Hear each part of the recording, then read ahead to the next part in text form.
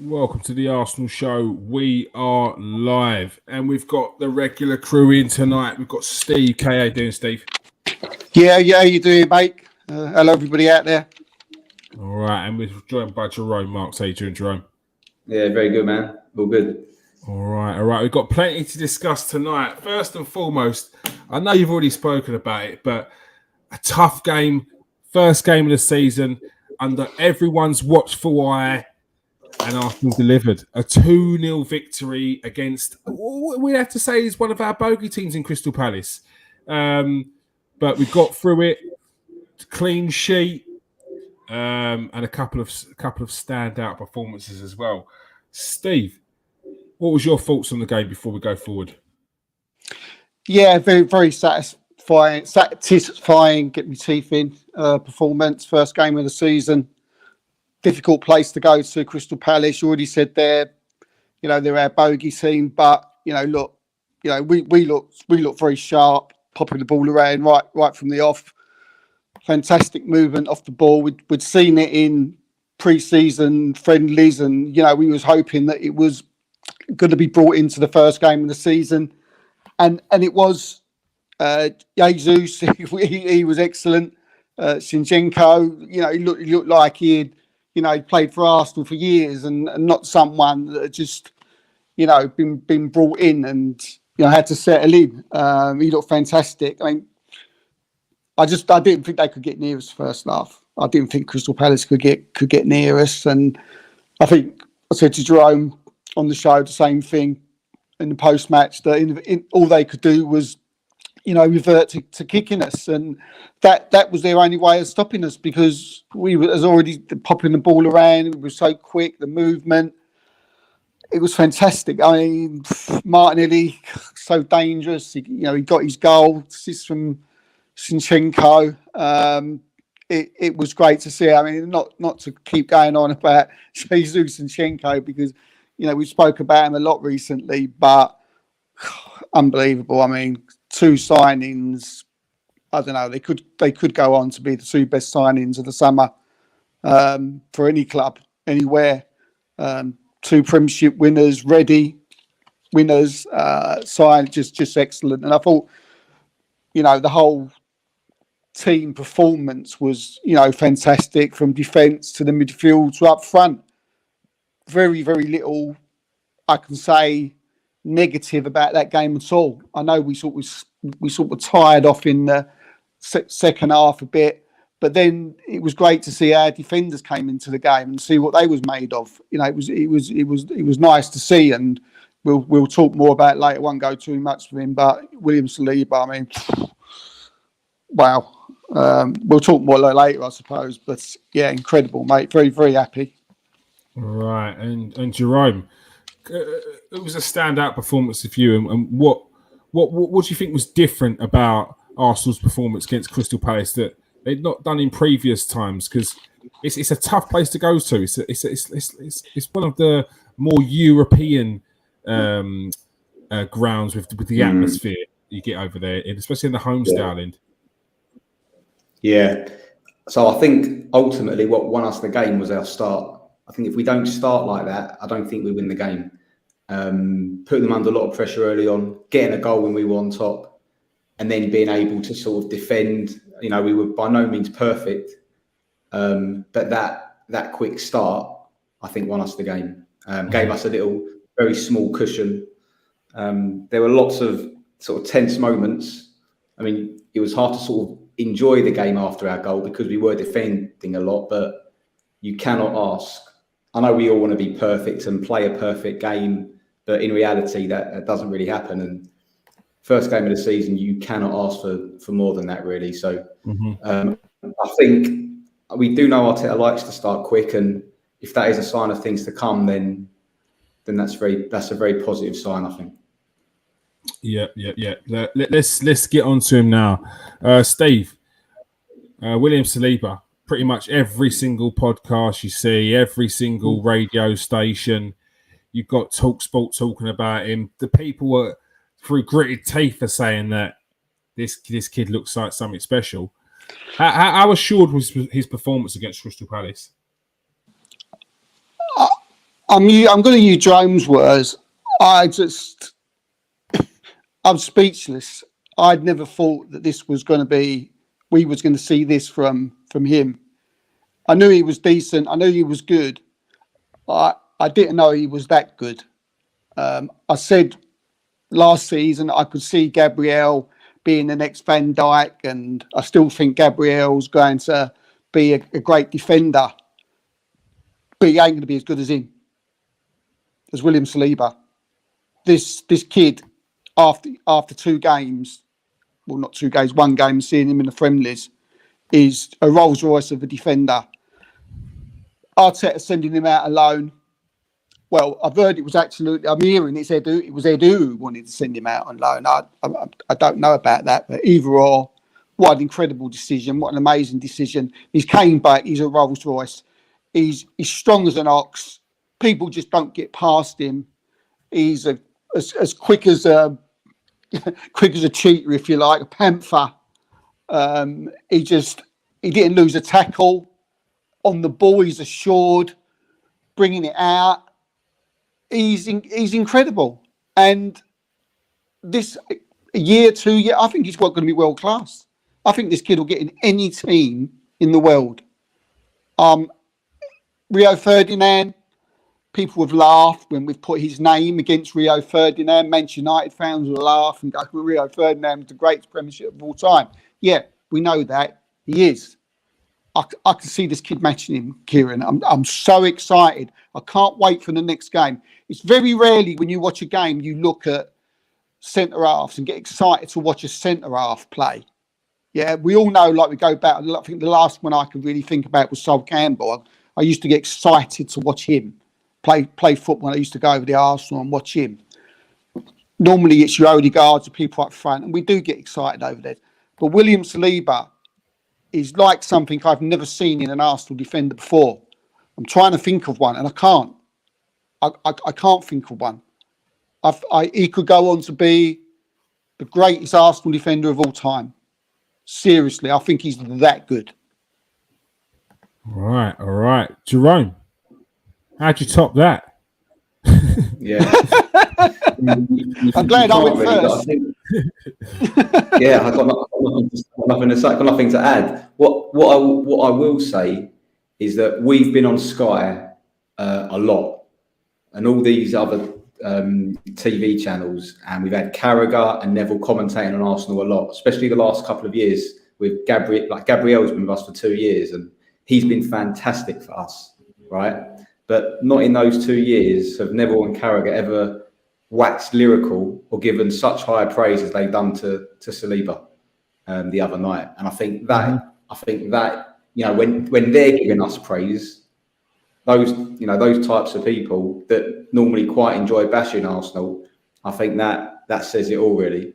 And like Steve said, I think he's this type of player, Saliba, but you just want to see more of him. And how often do you sort of want to see, you normally look forward to seeing the attacking players, the flair players, but he's played so well that you're actually looking forward to seeing a centre-back play. It's really amazing.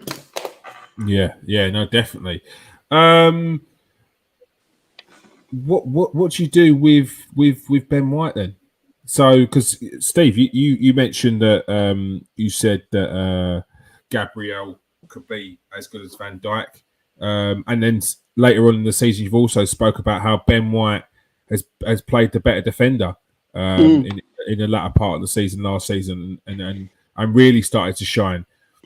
Yeah, how good is it that we've got this sort of headache right now? And then you add Rob Holding at 4th choice. I mean, people were talking about sticking a youth player in there, but you've got FA Cup winning Rob Holding, who's not happy to sit on the bench because no one is, and you want that sort of hunger.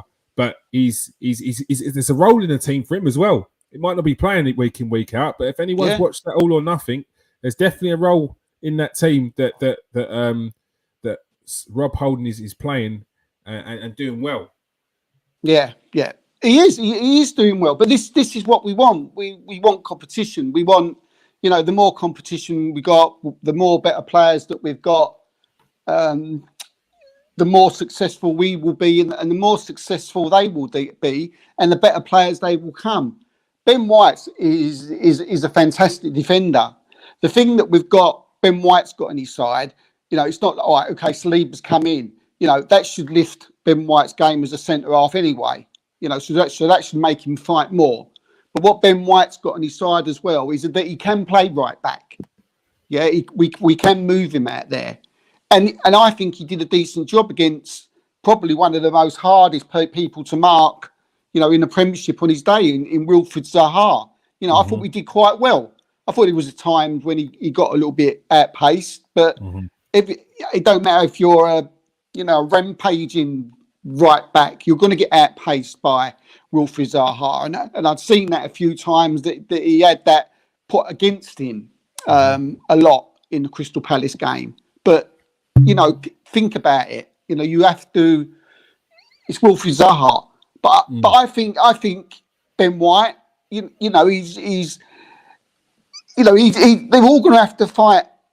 I don't think Saliba can get dropped at this moment in time. I think he's automatic, and he's fighting Gabriel out for the centre back, and he'll be fighting against Tomiyasu for the right back position. But we've also got Cedric in there as well. But it can only be a good thing. Ben White is an England international. We got into the England squad last year as well. We got a Brazilian international in Gabriel. We got a French international in Saliba, Scottish international as our left back, Ukraine international. It's fantastic, isn't it? You've got to have competition, and Ben White's he is a little bit lucky. I mean, if he was a centre back and Saliba come in, he might be like, whoa. But he can play right back. He's very versatile. And I think what Arteta likes about Ben White as well, playing right back, is that he cuts in a lot into the midfield and then brings the ball forward, which Cedric don't do as much as I like him, and which Tomiyasu don't do as much as we like him. They all tend to go down the flanks. So there's still a massive place there for Ben White, a massive place, and he'll get game times and he'll start the weekend, All right, Jerome. Tough decisions. How do you do it? Is it because we saw Tomiyasu was playing in the under-23s against Man United, so he's not far from fitness. Maybe not full fitness, but he's not far off it. Where do you go from here? Does Ben White keep his place, or does Tomiyasu come straight back in? It's hard. I'm glad you got that one. This is what Oh no, you're next. I'll just give you time to think about it. I can't be before me sound's gone. Yeah, this is what they pay Arteta for, to make these big decisions. Like Steve said, you can't drop Saliba. I'd say it's impossible. And hope to make his decision easier for this week, Arteta, maybe Tomiyasu isn't quite ready to start a Premier League game. If that's the case, then the decision's made for him. But yeah, when everyone's fit, he's got a headache. People seem to forget that I'm sure Saliba or Ben White, one of them could play on the left. Like, everyone's obviously saying that Gabriel has to start, but I'm sure there'll be games when he might come out of the team. But when was the last time we had this type of decision about our centre backs? I don't think there's probably ever been a time. Maybe you're looking at probably the Bold, Adams, and Keown days, really, when you've had three top quality centre backs to choose from. So it's sort of a new one for some of us fans as well to think about. I think he'll probably take it on just a game by game basis. Arteta, he'll see who's fit, see who the opposition are, and go from there. But I'm sure he'll manage it well. Like his relationship with the players, I'm sure they all understand the situation. Like we've said before, they're all going to play a lot of football. But it's a very nice problem to have. Yeah, definitely. Steve, what are you going for? Are you going for Tomiyasu or Ben White? It's a tough decision because they're both solid defenders. It's just one you're getting a lot more width from, and the other one you're getting a different style of right back. But what are you doing? Yeah, I think it's either. I think it's either or. I think you always stick with a winning side. I don't think you ever drop a player, or even I know Tommy Ashley probably isn't fully fit anyway, and whether he's starting Saturday or not, or whether he's in the squad or up for selection. But I still don't think you start Tommy Ashley the weekend for me. I think you stick with a winning side, and I think Ben White plays for the next few games. But I don't think you can bring him out, because I don't think don't deserve to bring him out. And I think, as you said, Kieran, they're very different. And I think it's going to go from game to game to who you're playing or who you're up against. If Tommy Ashley was fully fit and he was on it and he played like the end of the season, he probably would have started against Crystal Palace, because he would have been up against Zaha. So, and they probably would have thought, Tommy Ashley starts. But where he's been injured and he ain't played games, and Ben White has, he's gone in there, he's done well, and he has to start and he has to stay in. I think as time goes on, it will all depend on who you're playing and the style against who you're playing with.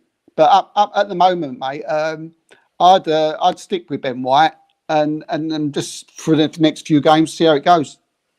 All right. Jerome, do you see him potentially playing it in a free with Ben White and the Saliba and Gabriel? No, I think the three will only play together.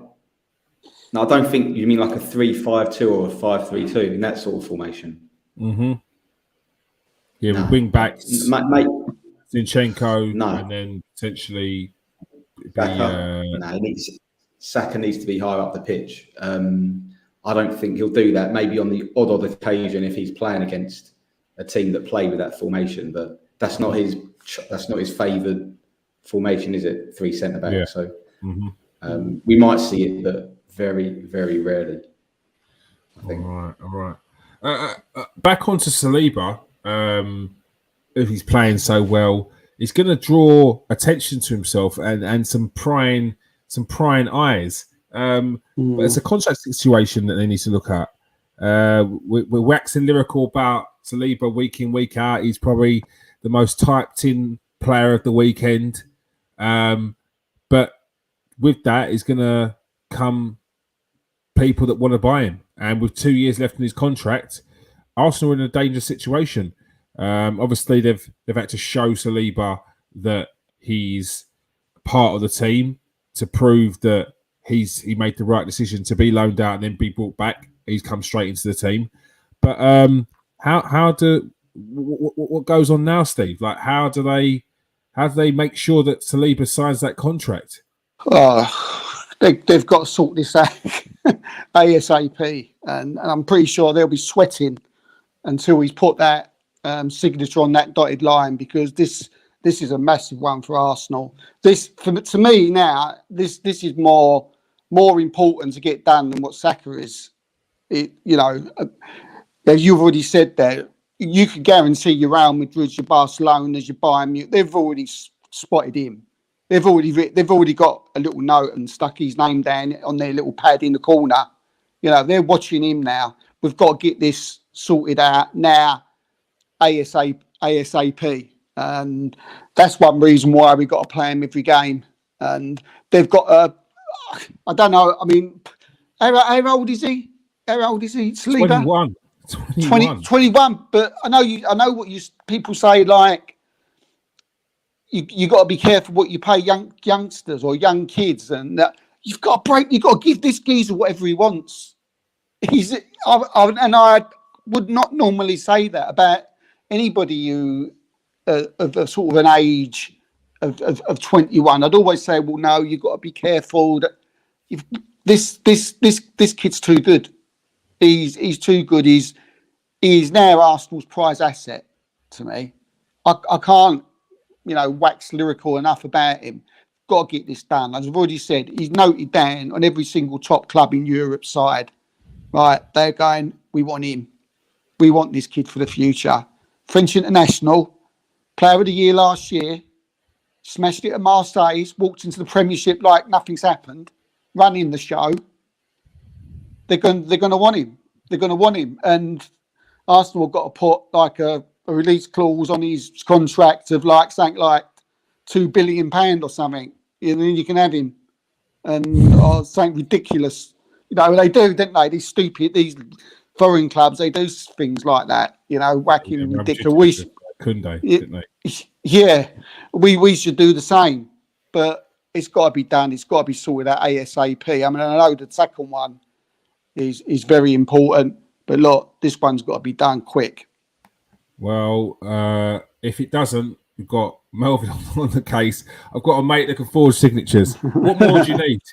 What do you need? Sign the thing, mate. Get it signed. Get it signed. My worries are over.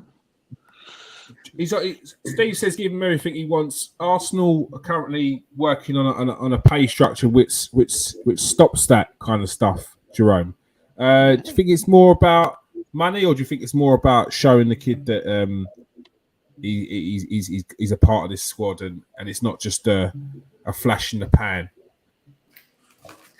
Apart from maybe a few other clubs in Europe, I don't think the money would be an issue, to be honest. I don't think he would move up from Arsenal for a money situation, because Arsenal can pay him lots of money. I guess what it might be dependent on a bit is how has the relationship been in the last couple of years when he's been on these loans? Like, have they been keeping in touch with him? How good has that relationship been, or have they just sort of left him to it and not made any effort? I think that's going to play quite a big bearing on it. You know, we don't know how that's been. So, you know, if this was part of the plan all along, then but yeah, the fact that there's only 2 years left, that is quite worrying. Can I ask both of you, like, how much would you pay? How much would you pay? As a player of this type, if you were to, if I mean, Fofana from Leicester, they're talking about 80 million for him. So how much is Saliba worth?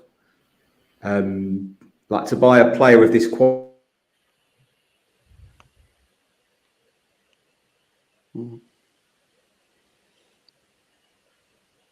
Is he freeze or stud? Yeah, no, he's stunned by William Stevens' performance. Do you know what? It happened earlier, and I thought it was me. Well, maybe it was Jerome. All right. Seriously, Kieran, how much would you pay him? Look, I don't think. Is it a money thing? I don't know if it is with this kid. I think he's shown before that he wants to play. He obviously supports the club, and what I'm seeing, what I like is that people like Gabriel Jesus has come in and he's making an effort to integrate him in. You're seeing Odegaard to surround him all the time. You're seeing like people like Reece Nelson that are making an effort to sort of hang around with him, and look, he can speak very little English. He's trying, and Arsenal seem to be very welcoming at the moment, which I think will help massively. Yeah.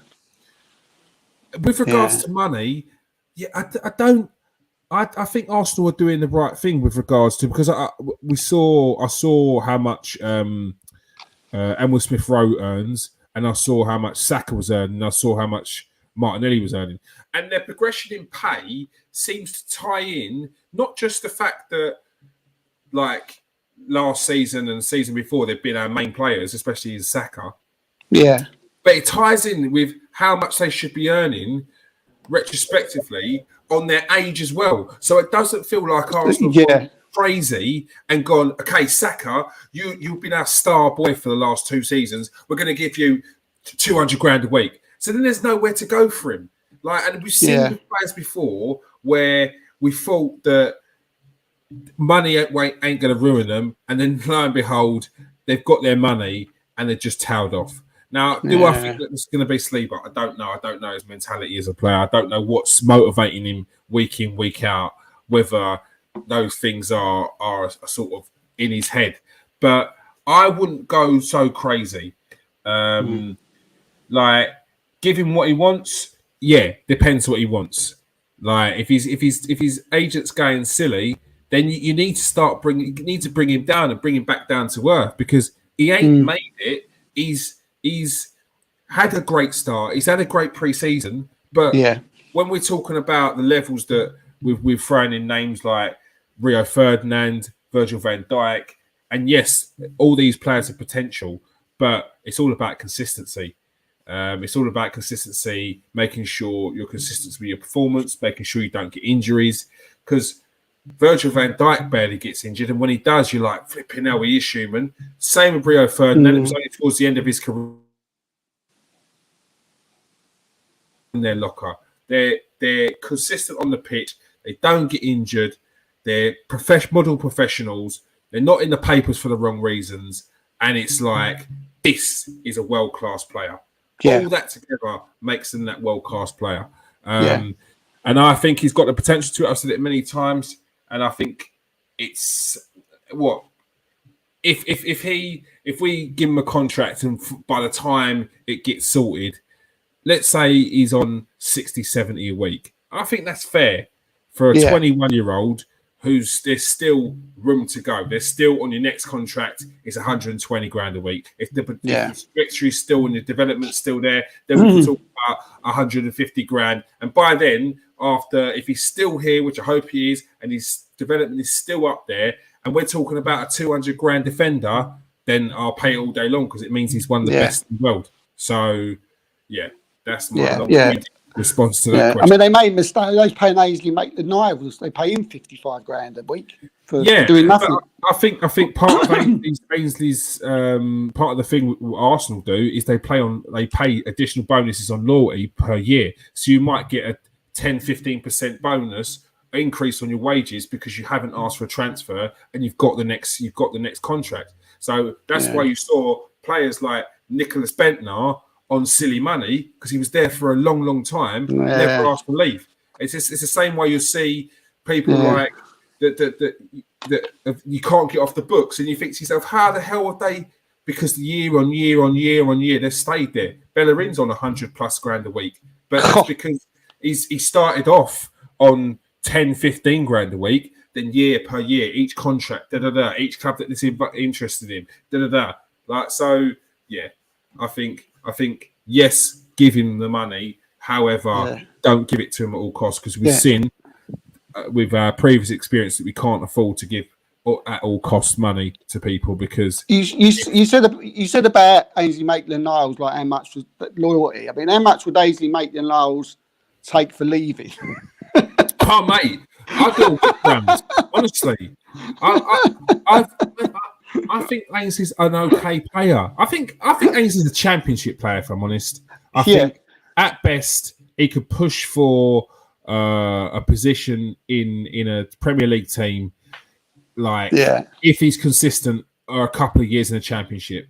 Like I think he needs to humble himself and go down a level because I see him at West Brom for a season. Didn't impress me at all. I seen him in spits and spurts at Arsenal. Looked okay.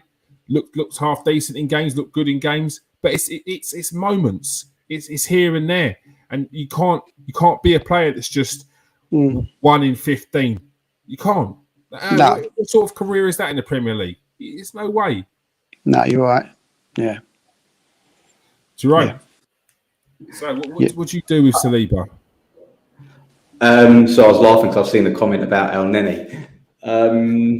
It will be on soon. Pay him the money. Look, I don't know. I know I cut off earlier. He's going to get paid well. Whatever he's not going to starve Saliba, is he?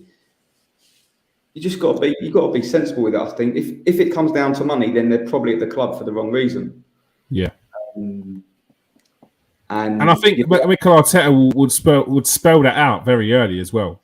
Yeah, I mean, he's still got probably 13, 14 years in the game. Like, he's going to earn a lot of money.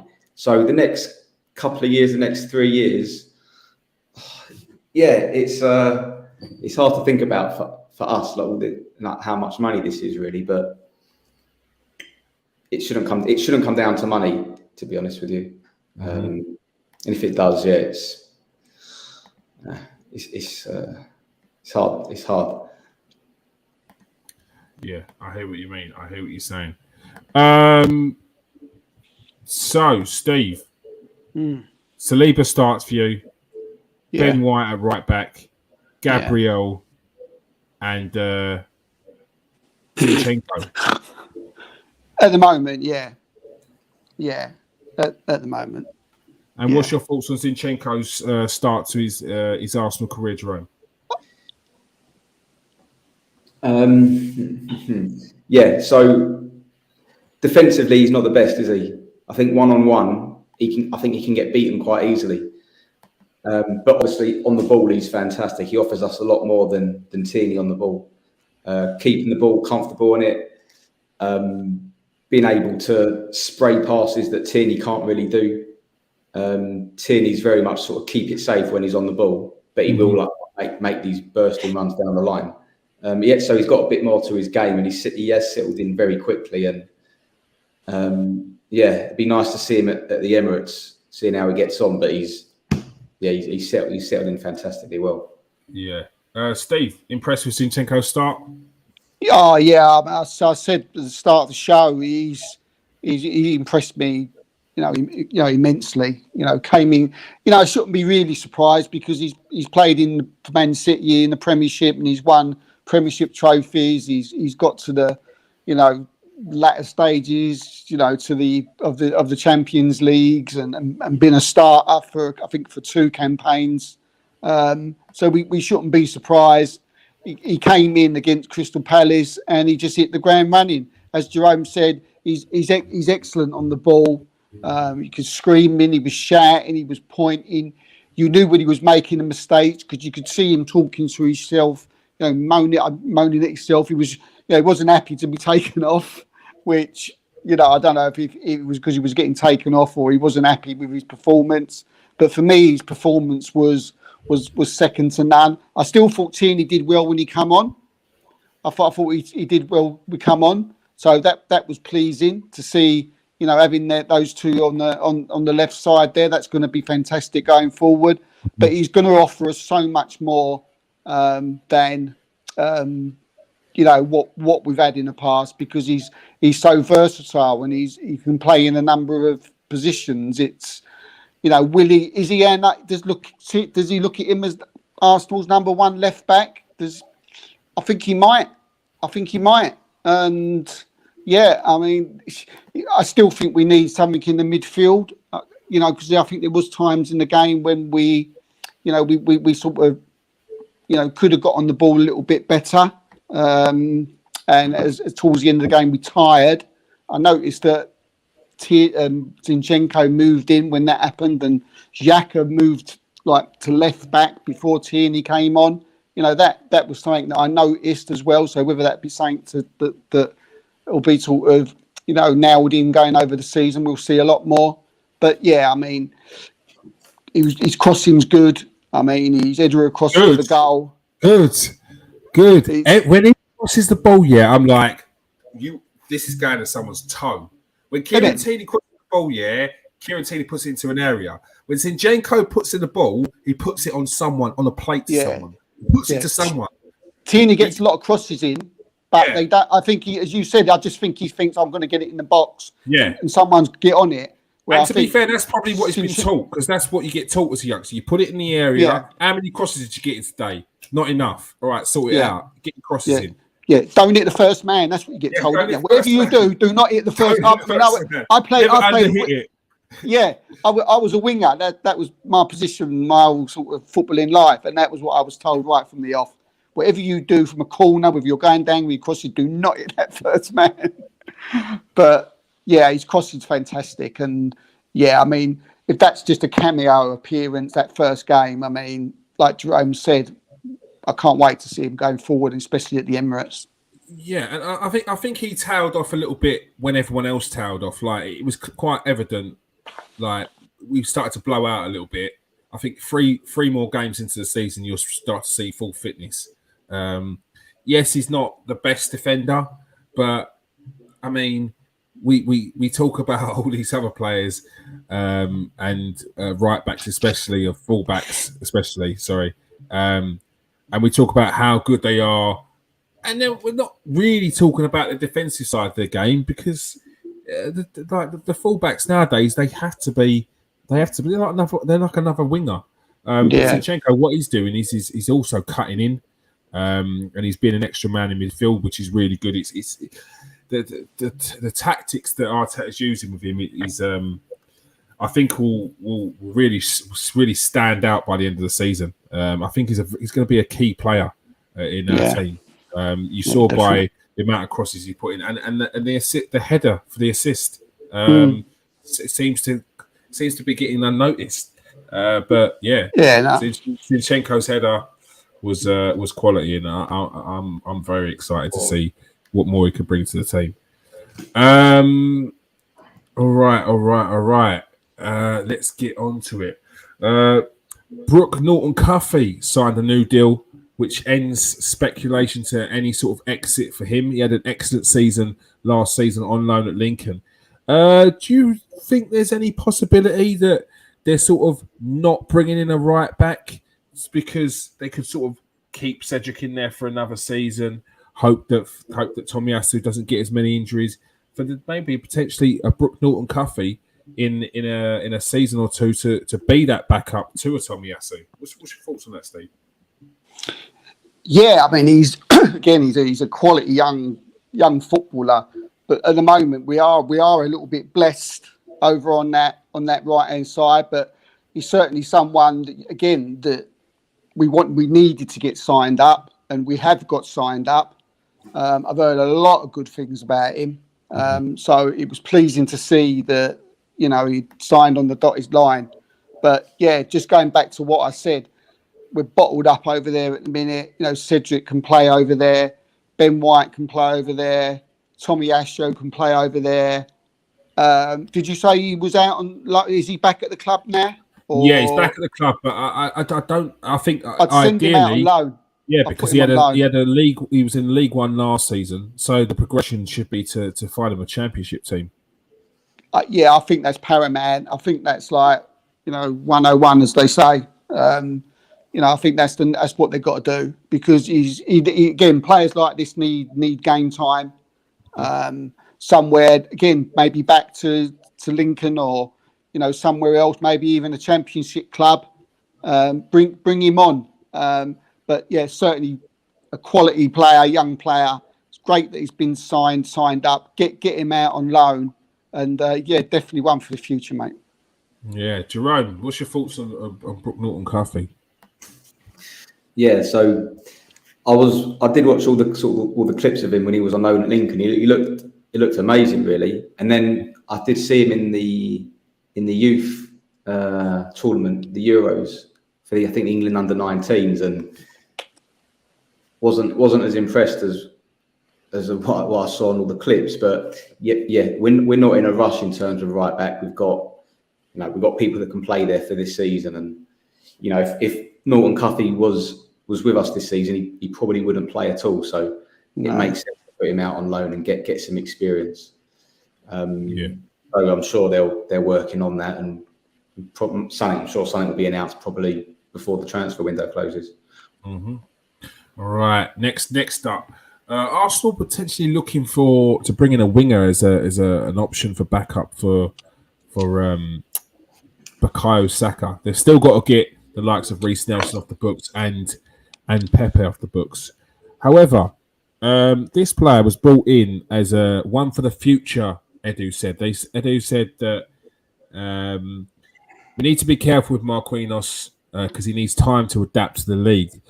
Now, after the first game, people probably looked at that and thought to themselves, "Oh yeah, no, definitely, this kid needs time. He looks a bit raw, looks a bit rough around the edges." He's had a couple of games since then in the pre-season. Coming as a sub, I think against Chelsea, looked a bit better. And then he played against Man United for the under-23s.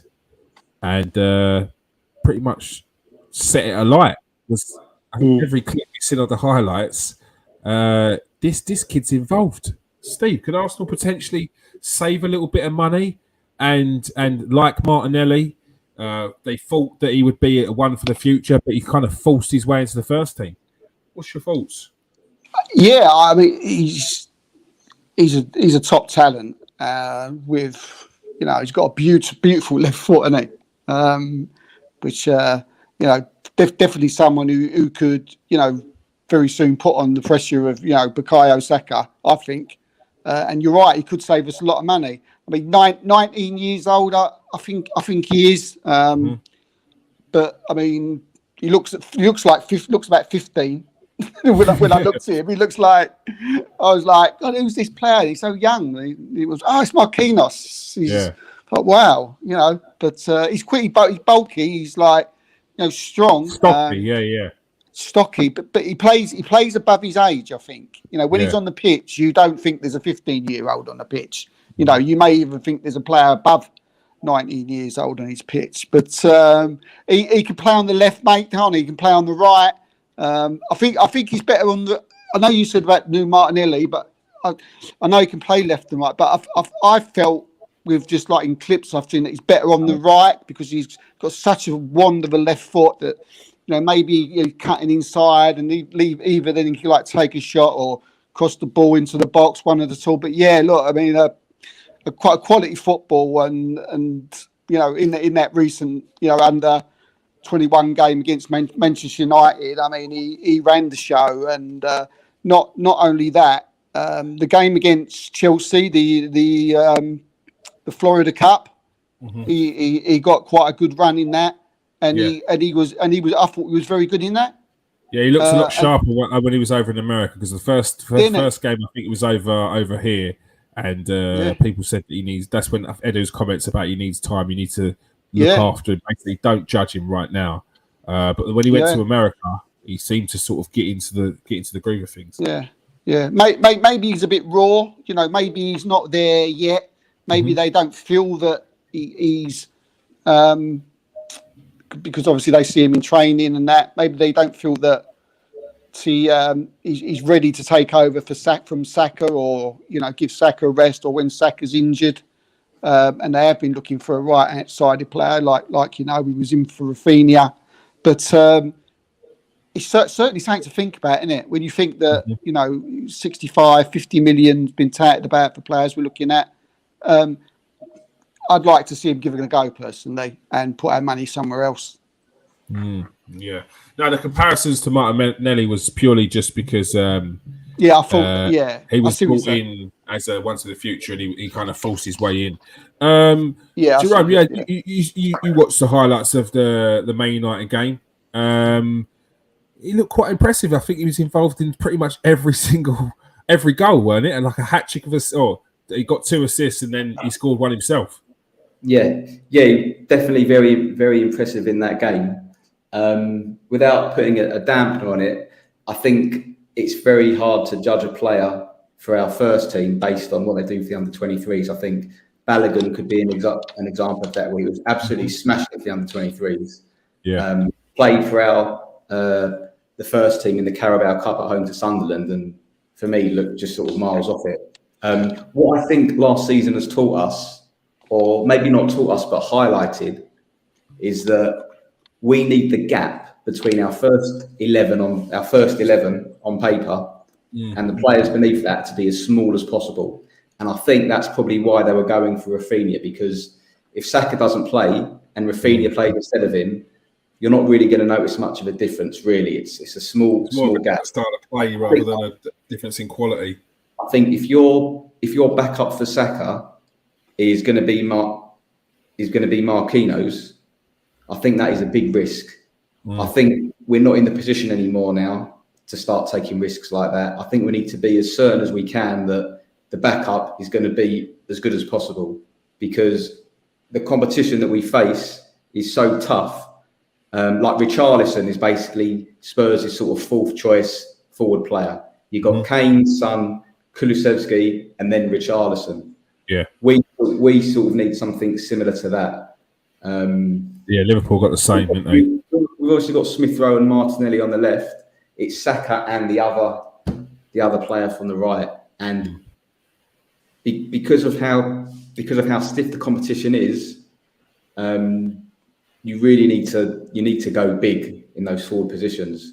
And it's brilliant having great prospects. That's what you want, because from a financial point of view, you sign someone for a couple of million, they could turn out to be a player worth a lot of money and provide a lot for the team. But quality-wise, I think we need to make sure that the quality up there is as good as possible.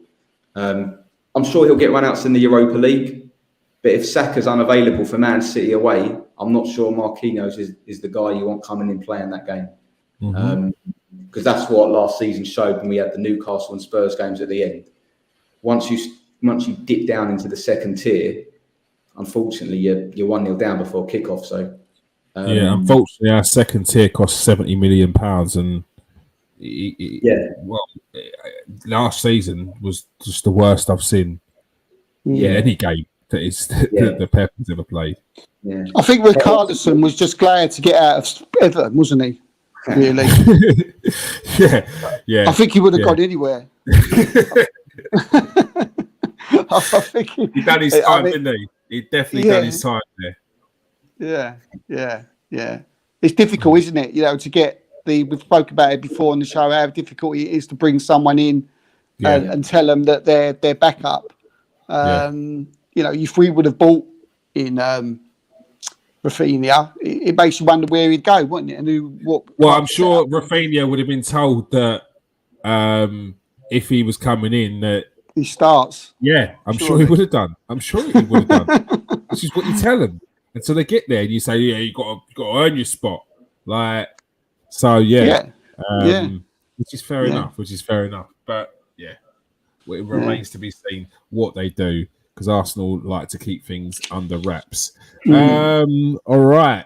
Speaking of transfers, it's time for that transfer update. I'm sure many of you have been waiting for it. Steve, let's have your first transfer update for Arsenal. Okay, well, look, let's start with someone that we've been linked with in the last day or so, and that's Yeremy Pino. Sources are telling me, especially a couple in Spain, that Villarreal are expecting bids before the close of the window. I'm also told the asking price would be around 50 million euros for Pina.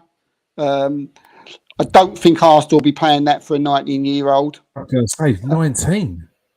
Yeah, he's only 19. He's a Spanish international at 19, to be fair to him. But he's a good, tricky player. He is, yeah. Also, I mean, he's only just signed a new contract.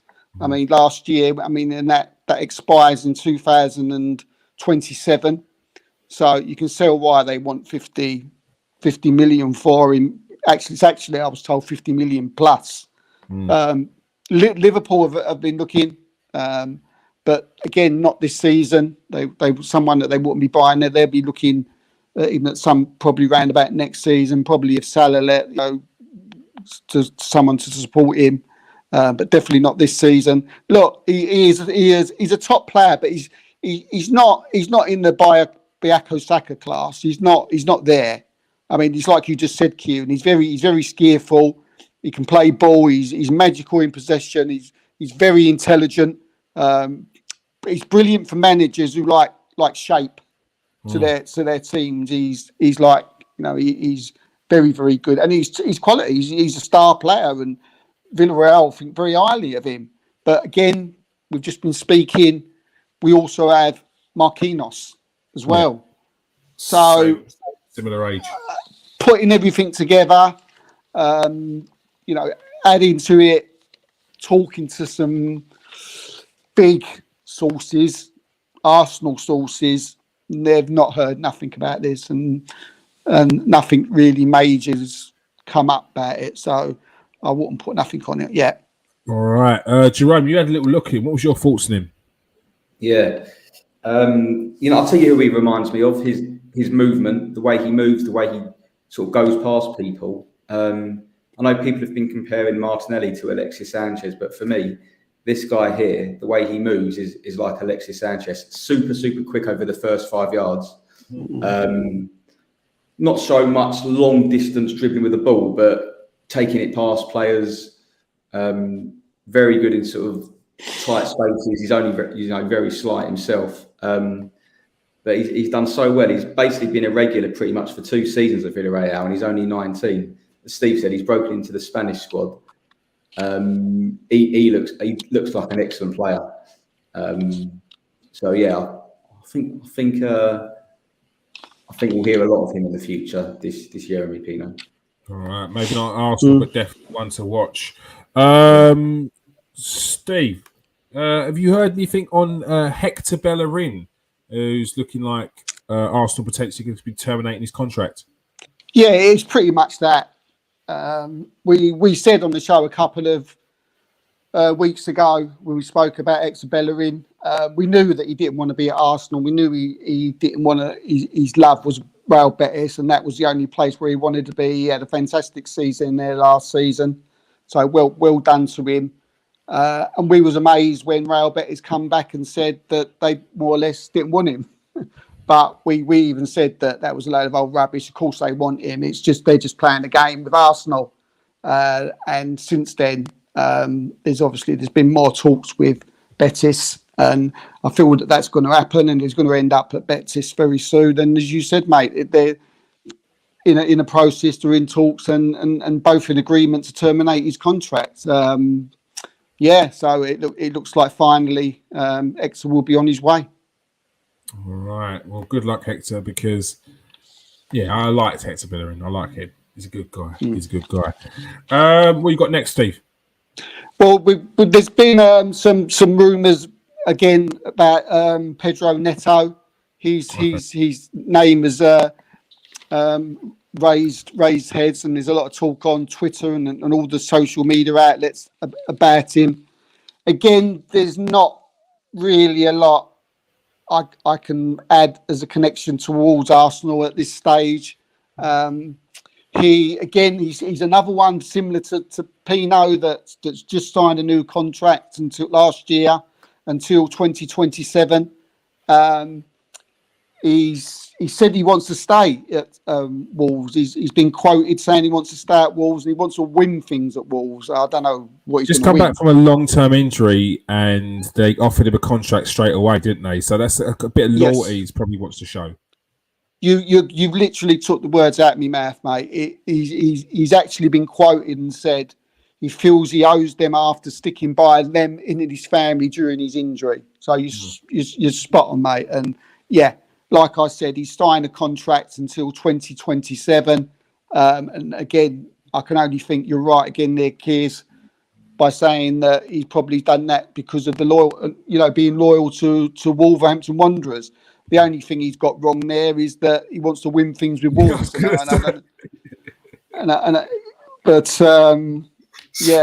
imagine Wolves fans. It's not like you got Wolves fans like hearing that and thinking, "Yeah, we're gonna win. Yeah, let's just go. We're gonna go and win." And another thing, maybe. And he plays on the left as well. He plays on the left-hand side. So we're more looking on the right. So we've got Smith Rowe, Martinelli, and Jesus can go out there, and Zinchenko can go down that. So again, he would be a hard one. And again, they would be asking 50, 60 million for him. Yeah, and I think this is more of Guedes. Guedes has gone to Wolves. So I think it's more 2 and 2 make 12. So I think that's what people have done. So no go. Next up. Next one is I've already seen in the comments there. I think after the second comments of the night said first I see Tillemans, so I thought I'd better have at least something for you. Yeah. Nothing's changed. I can't tell you anything different apart from the fact that. Just to reiterate what I've been saying, Arsenal want to bring Yuri Tillemans in this window. He won't sign a new contract with Leicester. I mean, he's waiting for Arsenal. He's just waiting for them to make their move, not for the move to make a bid, because I know the fact that they have made a bid. They've been speaking since January, so don't tell me that they haven't spoke about money. He wants to leave Leicester. I mean, as Arsenal, look, they're finalising outgoings, and I think Arsenal are doing really well on that side of it. Just to add, you got there's the transfer of Pablo Mari to Monza is now getting close to being done. That could be done by tomorrow or the day after. So there's another one there. And the reason why this is taking so long, and people have been saying to me, well, why? How comes Arsenal have been taking so? Why can't they just it be announced? Why this? Why that? They've got to get money off the books. They've got to get their books straight. So and then they can announce things. It's obviously something to do with their admin and how things work inside a football club. We know there's other clubs interested in Tielemans, but look, there's Arsenal way ahead of the pack, and the others are, they're just inquiring. So, can anything go wrong? Well, of course it can go wrong. This is the transfer world. At the end of the day, we haven't know that Leicester has agreed with the deal. That's something that we haven't said from day one. This is what we've all been waiting for, and there is the possibility that they could say we want you for one season, and Arsenal buy him at the end of the year and end up taking him for nothing. But then you're talking Leicester losing £30 million, and what are they going to gain by keeping him there for another season and lose £30 million? They're not like they're going to go and win the league or get in the Champions League with him. So, yeah, that's where we are with Yuri Tielemans. Just a waiting game. Just a waiting game. All right.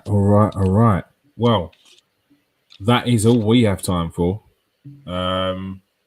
It's a couple of minutes short. It's about a minute short, to be fair. Big game coming up. Who we got next? Who have Arsenal got next? We've got Leicester, isn't it? Is it Leicester? Leicester? It's Bournemouth. Oh, is it Bournemouth? Bournemouth. That's Leicester. Scotty Parker. Leicester on Saturday. Is it? Oh yeah, it is Leicester on Saturday. Then it's it is Leicester. Then it's Fulham. Then it's Villa. Then it's Man United. Then it's Everton, Brentford. Then it's the big game at home against Tottenham. You'd have to think, because this was my fault that before the Crystal Palace game, if we can get through the Crystal Palace game with a win, Arsenal have a very, very good opportunity to really make a solid, very impressive start, which could blow people away at the start of the season.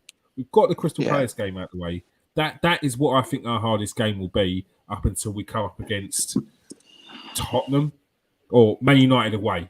Man United away, because you don't know what Man United's going to turn up, or we don't know what Arsenal's going to turn up. To be fair, yeah. But, I think Arsenal turn up against Man United. Yeah, they're getting turned over. Yeah, and I will love every last second of it. I will gobble it up. Oh gosh, there's so many people that are going to get it if Arsenal beat Man United. If Arsenal beat Man United at home, I'm just going to dive into my phone, into my WhatsApp groups, mate. You're in trouble. That week, people, there'll be about 6 Arsenal shows that week. Yeah. Honestly, gonna be good. Now, good start from Arsenal against Crystal Palace, but what they need now is they need consistency. They've got a big game against Leicester, and they're no mugs. Look, we all know that this is going to be a tough game, and it's a game where we've got to get some early goals and put them to bed. Because I feel like Leicester are that team that are kind of fragility. They're weak. They could be weak mentally if they get beat by a couple of goals early doors. Bournemouth going to be a tough game away from home. Scotty Parker team, but Arsenal have got more than enough to dispatch a Bournemouth. And then we've got Fulham, Villa, Man United away from home, Everton, Brentford, and then those mugs down the road is Tottenham on October the 1st. Oh, another invincible season, this isn't it? Don't get me hyped up. Thank you very much for joining us tonight, Steve. Cheers, mate. Enjoyed it. All right, Owen, good to see you in there, Owen. Good to see you. Look, just wait until it's finished. Rewind it back the last 15 minutes, and you'll get all the transfer news that I know you've been clamoring for the last 10 minutes. I think Man United are more interested in getting Gakpo at this moment. You'll see. Just check the page, mate. Your posts are coming up. thank you very much for joining us tonight, Jerome. Yeah, of course. Cheers. All right. Oh, we got. No, who's that at the bottom there? Just got beat by Brighton at home. You shouldn't get too hyped. That's exactly why I'm hyped. That's exactly why I'm hyped. Because you just got beaten by Brighton at home. I'm waiting for that game. And I'm not going to let off if we win just because Man United are in a bad position at the moment. They're not in a good way. No, beat them while they're down is what my motto is. Beat them while they're down. Right. We've got to worry, though, because they won't have Arnautovic up front. That's a great point. That's a great point. That's a great point. That is worrying. Sorry, Garth. All right. Thank you very much for joining us tonight. The comment section's been popping. Thank you very much in there. Calesto, Melvin, Jonathan, Thomas. Thank you very much for joining us today. What's he saying there? Oh, this is what Thomas was saying about. Did you see the picture with the garage backdrop? Same door as Jesus' Adidas announcement. So I feel, and I've heard contracts have been sorted and waiting for the number 2 to come available, obviously from Hector Bellerin. So let's hope that is the case there, Thomas. Good evening, Russ, or evening, as you say. Good evening, Simon. How you doing? Good evening, Stephen. Good to see you again. And Garth.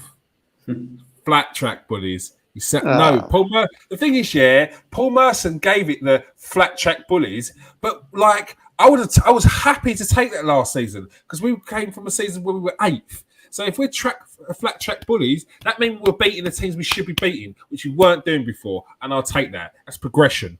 Yeah. Now I'm taking to beating people like Man United, the has-beens. That's what I'm taking. That's what I want. The former giants. Yeah, I'll take them down. End them. End game. That's what I'm talking about. All right. Thank you very much for joining us. Peace out, people. Before Garth gets on my case. Thursday night, the United show. Yeah, I've got. Yeah. I'm gonna get it, aren't I? Yeah. All right. Peace out. Stay safe. Watch your hands.